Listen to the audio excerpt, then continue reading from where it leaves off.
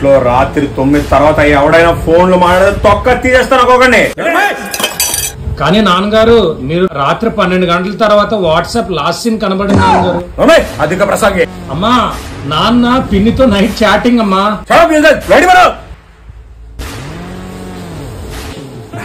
అన్నాడు గాని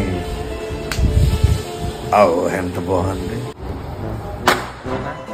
మనం ఫేస్బుక్ లో వాట్సాప్ పంపొచ్చా అంటే మా 10th క్లాస్ ఒక అమ్మాయి వాట్సాప్ చేయమంది, చేయొచ్చా నానా? ఫోన్లో స్టోరేజ్ అది లేదు, వాట్సాప్ గుడ్ మార్నింగ్ స్టేటస్ పెట్టడానికి అవ్వట్లేదు, కొద్దిగా క్లియర్ చేసి ఇచ్చివా?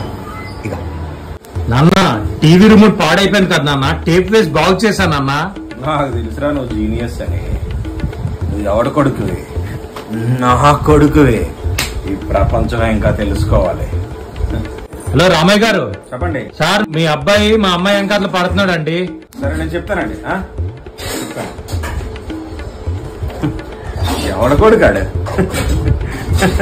మరి ఆ రోజుల్లో నాన్నగారు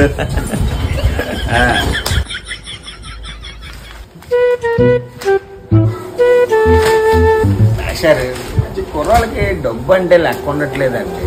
మా వాడు సాఫ్ట్వేర్ లో పనిచేస్తున్నాడు, నెలకు 4-5 లక్షలు పంపించేస్తూ ఉంటాడు. వారాంతరం పని చేయడం, వీకెండ్ అయితే పబ్బులు ట్రిప్పులు, అబ్బే డబ్బు అంటే లెక్కలేదు. అలా నోరు తిరగట్లేదు కానీ ఆ కాస్ట్లీ కారులో గట్ట తిరగడాలు, మాటలు ఆడే ఫోన్.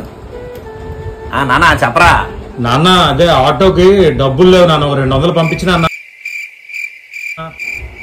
అంటే కొద్దిగా ఫోన్ పే అది సరి పని చేయట్లేదంట, సర్వర్ ఏదో.